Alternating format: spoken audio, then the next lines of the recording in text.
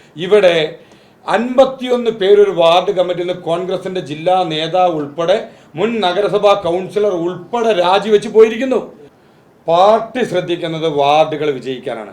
ഇവിടെ പരാതികൾ എടുക്കാനോ പരാതികളുടെ പുറകിൽ പോകാനോ അല്ല. ഇവിടെ വാർഡുകൾ വിജയിക്കുന്നതിന് എന്തൊക്കെ സമവാക്യങ്ങളാണ് ശരിയാക്കേണ്ടത്, ആ സമവാക്യങ്ങൾ ശരിയാക്കി ശക്തമായ രീതിയിൽ പാർട്ടി മുന്നോട്ട് പോകുന്നുണ്ട്. 2, നിങ്ങൾ ഇത്രയും ചോദ്യങ്ങൾ ചോദിക്കുന്നുണ്ടെങ്കിൽ സത്യത്തിൽ ഈ ചോദ്യങ്ങൾ ചോദിക്കേണ്ടത് സത്യത്തിൽ ഇവിടെയല്ല. കോൺഗ്രസ് ഓഫീസിൽ 51 പേര് രാജിവെച്ച് പരസ്യമായി പുറത്തു പോയിട്ടുണ്ട്. അവിടെ ഒരു മിനിറ്റ് അവിടെ അതിനുള്ള മറുപടി കോൺഗ്രസ്സുകാർ പറയണം.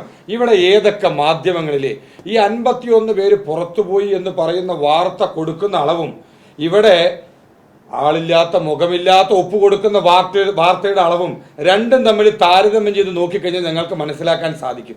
ഇവിടെയുള്ള ജനങ്ങൾക്ക് വളരെ കൃത്യമായി മനസ്സിലാക്കാൻ സാധിക്കും ആരൊക്കെ എന്തൊക്കെ അജണ്ട വെച്ചുകൊണ്ടാണ് വാർത്തകൾ കൊടുക്കുന്നത് എന്നുള്ളത്. ഇവിടെ 51 പേരൊരു വാർഡ് കമ്മിറ്റിയിൽ നിന്ന് കോൺഗ്രസിന്റെ ജില്ലാ നേതാവ് ഉൾപ്പെടെ മുൻ നഗരസഭാ കൗൺസിലർ ഉൾപ്പെടെ രാജിവെച്ച് പോയിരിക്കുന്നു. അത് എത്രത്തോളം ഇവിടെ പൊതുസമൂഹത്തിൽ വാർത്തയാക്കുവാനായിട്ട് മാധ്യമങ്ങൾ അതിനുവേണ്ട മുൻകൈ എടുത്തിട്ടുണ്ട്. ഇവിടെ ഒരു 117 പേര് ഒപ്പിട്ടു എന്ന് പറയുന്നു.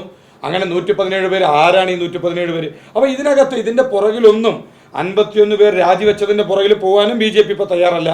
ഇത്തരത്തിലുള്ള ആരോപണങ്ങൾക്ക് പോകാനും BJP തയ്യാറല്ല. BJPയുടെ സ്റ്റാൻഡ് വളരെ കൃത്യമാണ്.